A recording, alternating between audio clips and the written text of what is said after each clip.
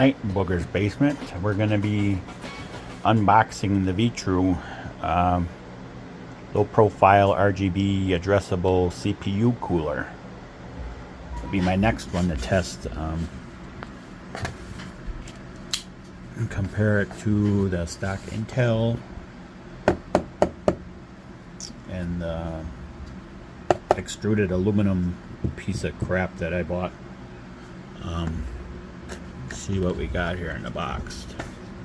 This one-handed crap isn't easy, but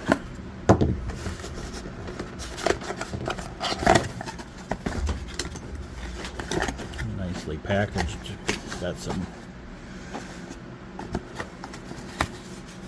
high density anti-break shit stuff in there.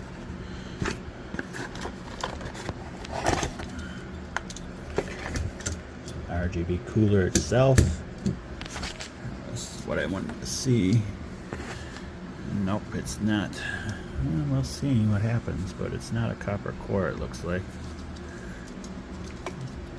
It's supposed to be addressable. I don't think I'll be able to do it with the motherboard that I got that I'm testing on, but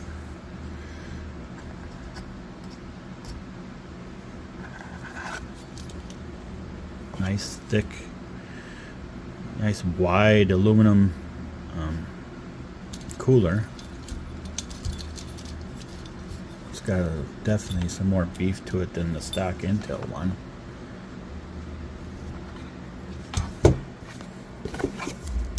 Another thing of package of salt. Wait, what is this?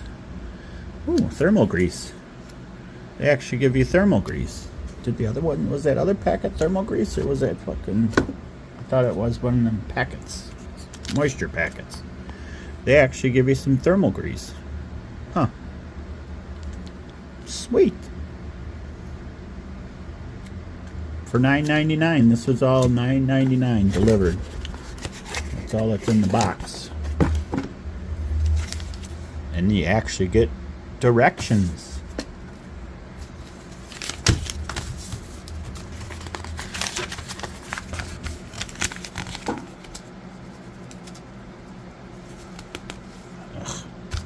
I don't know how you guys can do this one-handed. It's the Shadow LGA 1200 and 1150 series. Can't even read that. It comes with the Shadow CPU cooler, backplate, thermal grease. The installation instructions are a little to be desired, but desired for. It's just take the grease and squirt it on the thing and then screw it in. Oh, and you get a backing plate. Huh. And then what does it say here? BIOS. If you have a BIOS display CPU fan, please adjust UEFI's fan speed in the setting. CPU fan speed low limit option. Type blah blah blah. And it's got, should be interesting. Seems really nice. Nice thick sucker. That boy's thick. It's like the Buddha boy. Should be interesting.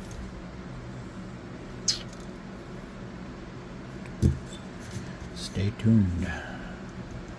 Nice little light ring.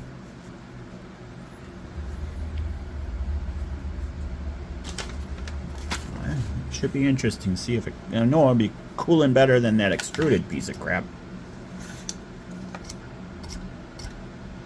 I might do an installation video on this one too. And just here for comparison on the two. This is the stock Intel CPU cooler with the copper core. How thin it is compared to this Vetroo 995 RGB CPU cooler. That's a pretty damn good deal for $9.95. If it cools pretty damn good. But yeah, look how thick that sucker is compared to the other one. Boy, it's thick.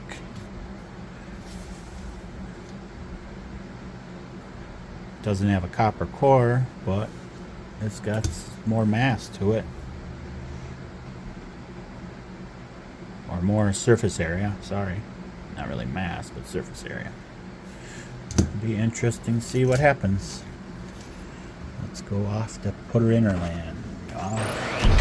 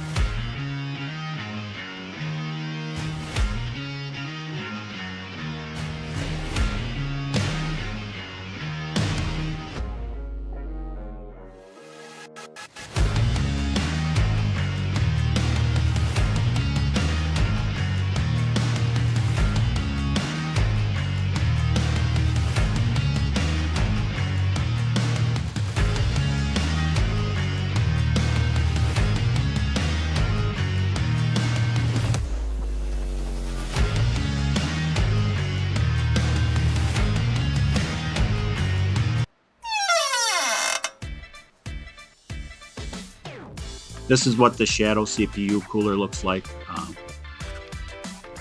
in the case.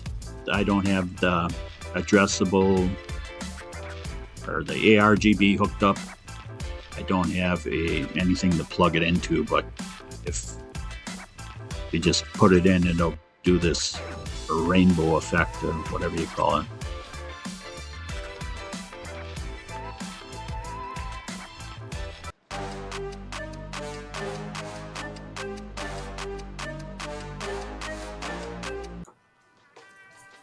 Now on to the testing of it.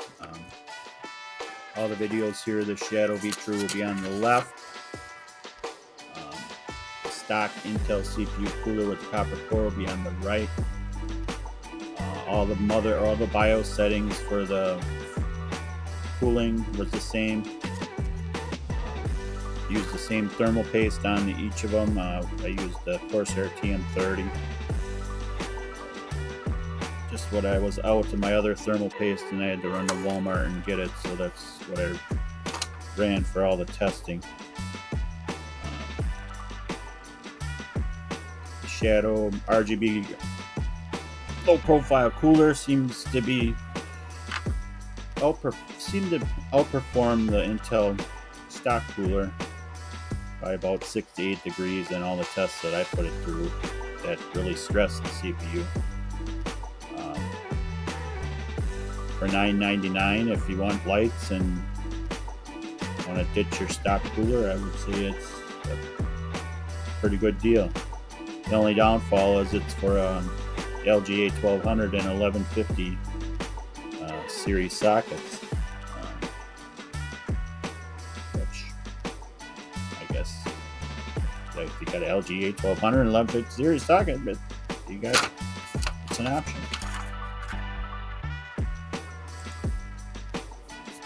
And here in this, after the thread test here, you can see the average temp for the Vetroo Shadow was 64C, and for the stock Intel cooler it was 72C. So not a big difference, but it's outperforming it. So.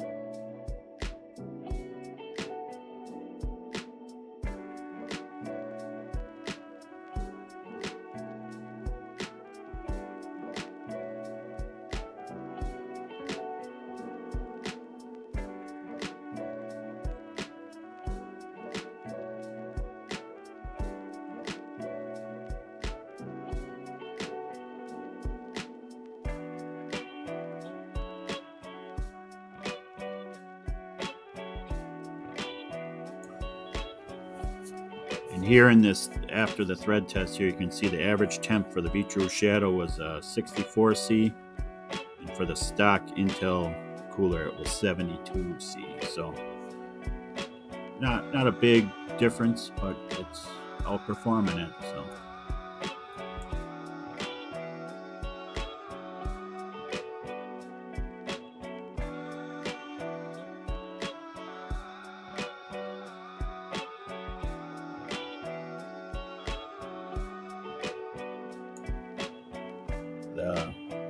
The Fire Strike stress test does 20 loops, and I just saved the last loop of each, not to bore everybody with watching the whole darn thing, because it's not boring enough listening to me talk about some stupid CPUs. But yeah, I use this to get some heat saturated in the case prior to doing the other tests. I did the same thing for both of them, the Intel and the Intel stock cooler and the Vetroo Shadow CPU cooler. And here is the shaders loading on the finals. The cheap cooler, other cheap cooler I tested for $7.95 was going to 100C when this loaded. So this Shadow seemed to be doing good.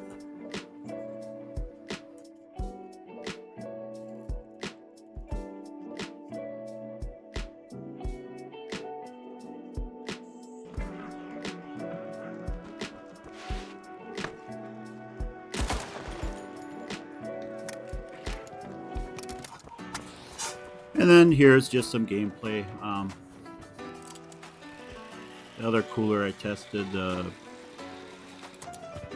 cheap $7.95 CPU cooler, was running about 100C while I was playing the finals here. Of course, this is the Shadow Vetroo cooling the CPU here in the finals. Seems to be doing good. Overall, I think it's a great deal for $9.95. I have yet to test out the addressable RGB part of it. I'll do that probably when I get the tools necessary to do it. But yeah, so if you're looking for a cheap RGB cooler to replace your stock Intel CPU cooler and want to put some lights in your case, I would say it's probably not a bad deal. I would say it's not a bad deal. It's actually a good pick. $9.99 delivered, and you get the RGB, so you can add some more FPS. Yeah, some more FPSs. Makes your games better, or at least you think so. I know I'm not any good at playing, but I still have fun doing it. But yeah,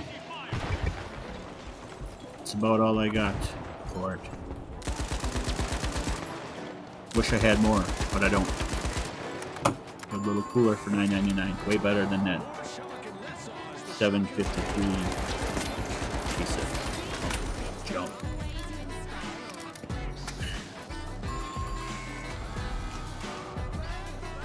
That's all I got for tonight. Over out.